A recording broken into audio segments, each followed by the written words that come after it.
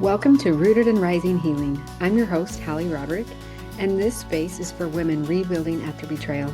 Here we make sense of what happened, find truth again, and reconnect with who you really are beyond the pain. Whether you're staying, leaving, or still in the middle, your story matters. Together, we'll explore truth, clarity, and the quiet courage it takes to rise from the wreckage of what was into the wholeness of who you're becoming. You're safe to be here. In the messy middle, in the rebuilding, and in the rising. Let's begin.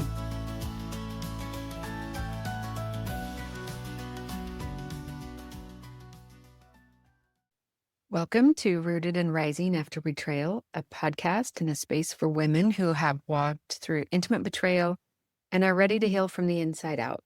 I'm Hali Roderick, and my passion for this podcast comes from walking this path myself and from witnessing hundreds of women rebuild after the kind of pain that shakes you at your core.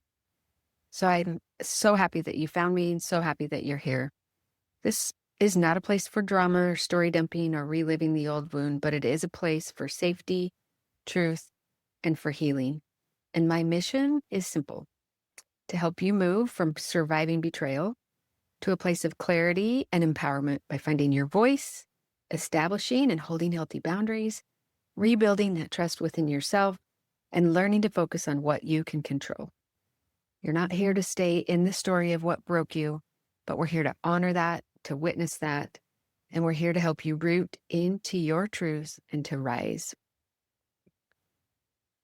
Sometimes walking this journey of betrayal is one of loneliness and isolation and silence. Sometimes that's what we feel after betrayal. A lot of times it might be common to feel like you're the only one going through this, or that no one would understand. You might even start to feel like you're crazy or too sensitive, or somehow this might be your fault. And I want to change that narrative. This podcast is your reminder that you're not broken. You're having a normal response to a devastating experience. In this podcast, you're going to find a mix of real talk, some psychoeducation on what you might be experiencing and what might be going on. And I'm a coach, so I love to give tools. And I will always try to meet you with compassion and without sensationalizing your pain, honoring that, and at the same time helping you move from a place of feeling stuck or frustrated into a place of empowerment and finding your place and your path to rising after betrayal. So I want to talk a little bit about what betrayal trauma is, in simple terms. It's what happens when the person you depended on for safety and security becomes the source of your deepest pain. Your brain and your body register that as danger, not just as heartbreak, but as danger, as a threat to your safety, security, and survival. Gabor Mate, who is a well-known researcher in the world of trauma, says that trauma is not what happens to you, it's what happens inside of you as a result of what happened to you.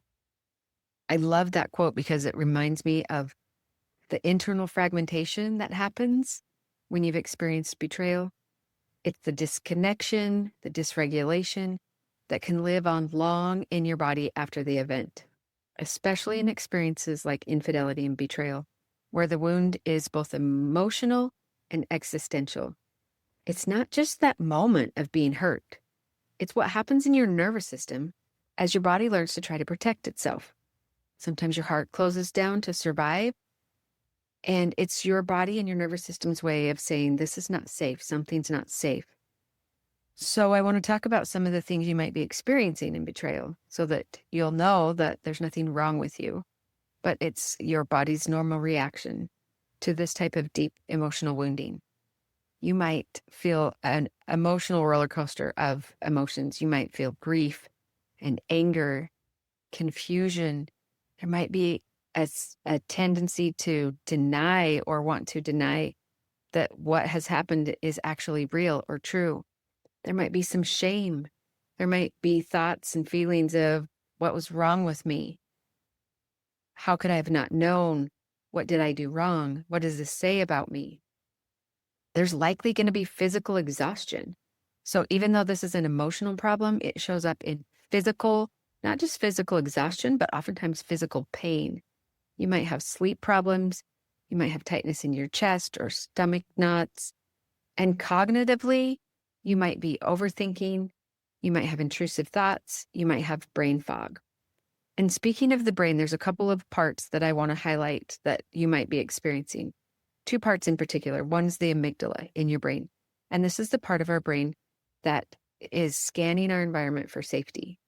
And so it's the part of your brain that is overactivated when you have experienced intimate betrayal.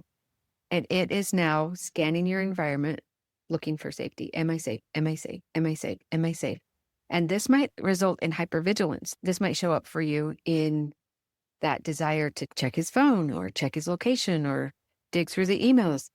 Some women become this professional level private investigator where they're constantly scanning and looking for evidence of their safety or lack thereof. And so that's your amygdala doing what God designed it to do, is to protect you and keep you safe. It's to help you know when there's a threat present. And it can be hyper vigilant in the aftermath of betrayal. Another part of your brain that I like to focus on or to highlight to help you make sense of what you're experiencing is the hippocampus. The hippocampus is the part of your brain that makes sense of your story. That's its job, is to make sense of its story. Dr. Jake Porter, who's well known in the infidelity betrayal world, talks about the hippocampus, and he compares it to like a filing cabinet in your brain. And so before betrayal, if your memories and your experiences and your story all made sense to you, it's as if they were in the filing cabinet of your brain in chronological order, and you could, in an orderly fashion, go back to any one of those files at any time and go, oh yeah, I remember that. And this is what that experience was like. And I remember that. And it all makes sense in your brain. Well, after betrayal, it's almost like that filing cabinet in your brain is pulled out, and all of the individual files and the papers in those files is spread out on the floor in no particular order, and they're spread out all over the place, all over the room.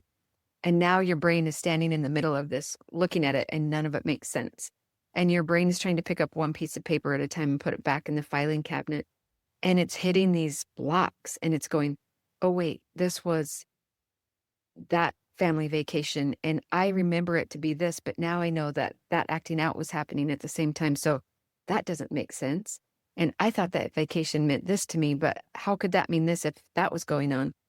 And what about this? And then there's that experience, and then there's that. And what about this? And it's almost, to me, it feels like a broken record or like a scratch in a vinyl record where it keeps coming back to that same spot, and it's going, but that doesn't make sense. And but what about this?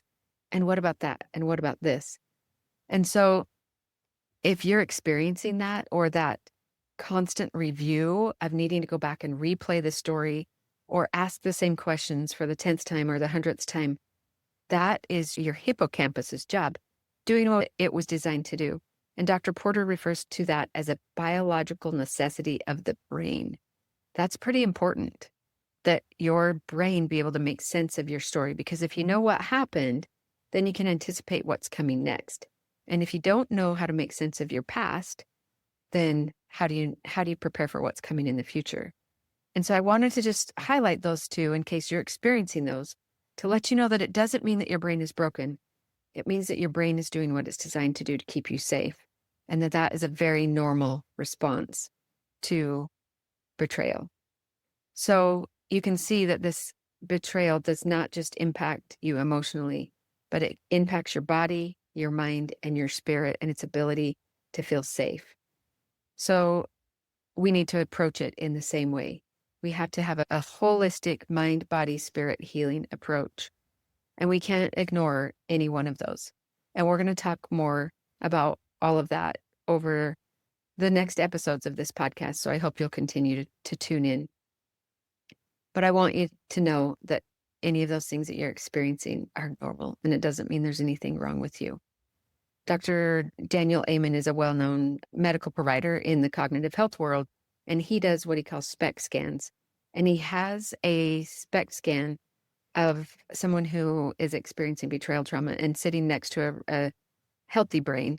And you can see in that SPECT scan that the blood flow is going to different parts of the brain that in a normal, healthy brain that's not experiencing emotional trauma, those parts of the brain are not activated as much. So literally, the impact on your brain has changed. The way your brain functions has changed in this. And so that was very validating when I saw those scans. And I just want to share that with you so that you'll know that your brain is not broken either. It's trying to make sense of your story and keep you safe.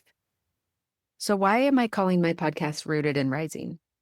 Because I want this generalized theme to everything that I talk about. I want you to be rooted in your truth, in safety that comes from within, and in trust that comes from within. And when you can root yourself in that, then you can reclaim your voice, you can reclaim your power, you can reclaim your joy as you start to rise beyond this difficult roadblock that has now shown up in your life. And so this isn't about rushing to forgiveness. This isn't about pretending that you're fine. This is not about bypassing the pain. This is about choosing your healing and finding ways that you can focus on what you have control of. So over the next episodes, we're going to talk about boundaries. We're going to talk about rebuilding trust, releasing what you can't control, and connecting to the woman that you're becoming. So wherever you are right now, you might be still in the place of shock or anger or feeling numb or hopeless, or you might be hopeful. Wherever you're at, you're not alone and you're in the right place. And I'm so glad you're joining me. Remember that healing doesn't happen in a straight line. It's not linear.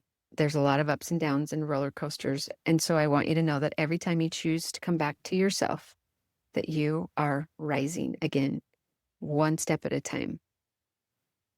So thank you so much for being here. I would love it if you would subscribe so that you don't miss out on an episode. Share it with another sister who might need to hear this. Let her know that she's not alone. And join me next time as we continue down this healing journey. Thanks so much for being here. See you next week. Thank you for being here with me inside Rooted and Rising Healing. Remember, healing isn't a destination. It's a returning to your truth, to your voice, to the woman you were always meant to be. You have the power to rise at your own pace, in your own way. And when it feels hard, just come back to your breath and remind yourself, still I rise. If this episode spoke to you, I'd love if you shared it with another sister on the journey. And until next time, stay rooted, stay rising.